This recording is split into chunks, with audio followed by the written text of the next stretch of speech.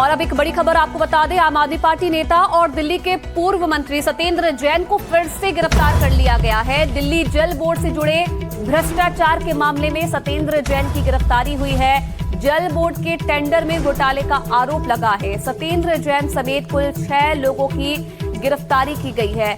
आज इन सभी को कोर्ट में पेश किया जाएगा। देर रात सत्येंद्र जैन का मेडिकल भी करा लिया गया है। इसे लेकर एक बार फिर बीजेपी और आम आदमी पार्टी के बीच सियासी जंग छिड़ गई है। अरविंद केजरीवाल ने सरकार पर निशाना साधते हुए इसे तानाशाही बताया है कि आखिरकार कब तक बीजेपी की ये तानाशाही चलती रहेगी। पोस्ट करते हुए अरविंद केजरीवाल ने बीजेपी पर निशाना साधा है।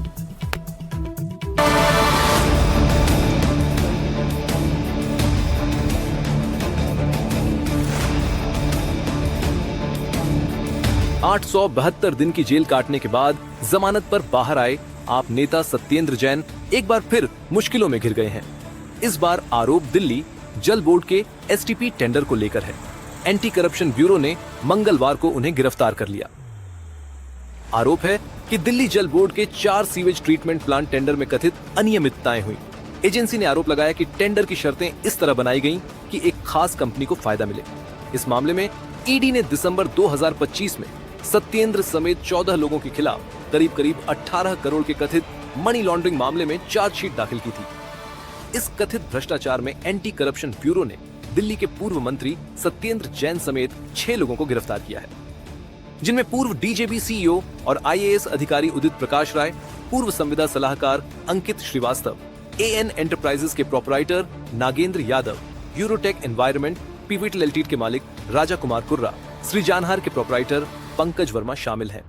सबसे बड़ा आरोप यह है कि तत्कालीन डीजेबी सीईओ उदित प्रकाश राय और उनके रिश्तेदारों के बैंक खातों में करीब 1 करोड़ 52 लाख रुपए की कथित रिश्वत एएन एंटरप्राइजेस के जरिए पहुंचाई गई। जांच एजेंसी के मुताबिक इस रकम का इस्तेमाल कथित तौर पर अचल संपत्ति खरीदने में किया गया। एसीबी के अनुसार दिल्ली जल बोर्ड के एसटीपी टेंडर में शर्तों से कथित तौर पर छेड़छाड़ की गई ताकि एक खास तकनीक और चुनिंदा निजी कंपनियों को फायदा पहुंचाया जा सके।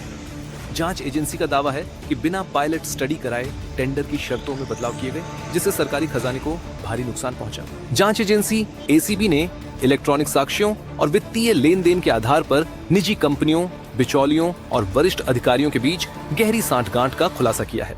पिछली बार सत्येंद्र जैन जेल गए थे तो उनकी गिरफ्तारी से लेकर रिहाई तक कई बार सुर्खियों में रहे और अब पंजाब चुनाव से पहले उनकी गिरफ्तारी को लेकर सियासी पारा हाई होना तय है। Bureau report NDTV India.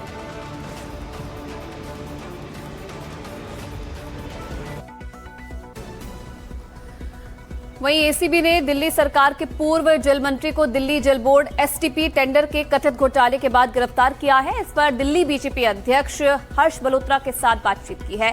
क्या कुछ उन्होंने कहा, आपको सुनवाते हैं।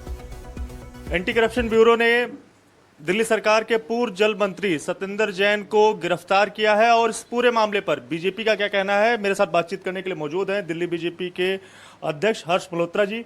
सर, एंटी करप्शन ब्यूरो ने भले ही सत्येंद्र जैन के साथ 6 और लोगों की कुल मिलाकर 6 जो गिरफ्तारियां हैं वो हुई हैं, लेकिन आम आदमी पार्टी के नेताओं की तरफ से, केजरीवाल की तरफ से ये कहा जा रहा है कि बीजेपी के इशारे पर ये जो गिरफ्तारी है, ये कार्रवाई जो है वो हुई है। जो कुकर्म, जो भ्रष्टाचार केजरीवाल ने और उनके मंत्रियों ने मिलके किया है, आज वो धीरे धीरे और सामने आने शुरू हुए हैं। 19 सीएजी की रिपोर्ट, जो कि ऑटोनॉमस बॉडी है, विधानसभा के पटल पे रखी जा चुकी है। अभी एसीबी ने भी अपनी जांच के अंदर अपनी स्टेटमेंट में कहा है कि सत्येंद्र जैन उस समय के जल बोर्ड के अधिकारी और ठेकेदारों के बीच में जो मनी ट्रेल हुई है उसके कारण से इनको गिरफ्तार किया है। और जो बार बार केजरीवाल दिल्ली की जनता से यमुना साफ ना होने पर माफी मांग रहे थे, ये भी सामने आ रहा है कि इनको माफी मांगना अच्छा लग रहा था क्योंकि करोड़ों रुपए डकार रहे थे और यमुना जी साफ इसलिए भी नहीं हो पाई। ये जो आज घोटाला सामने आया है, जिसके कारण से यमुना जी के अंदर गिरने वाले जो नाले हैं उनके मुहानों पर सीवेज ट्रीटमेंट प्लांट लगने थे, जो कि उसका सारा पैसा केजरीवाल के मंत्रियों की, उस समय के अधिकारियों की और ठेकेदारों की भेंट चढ़ गए।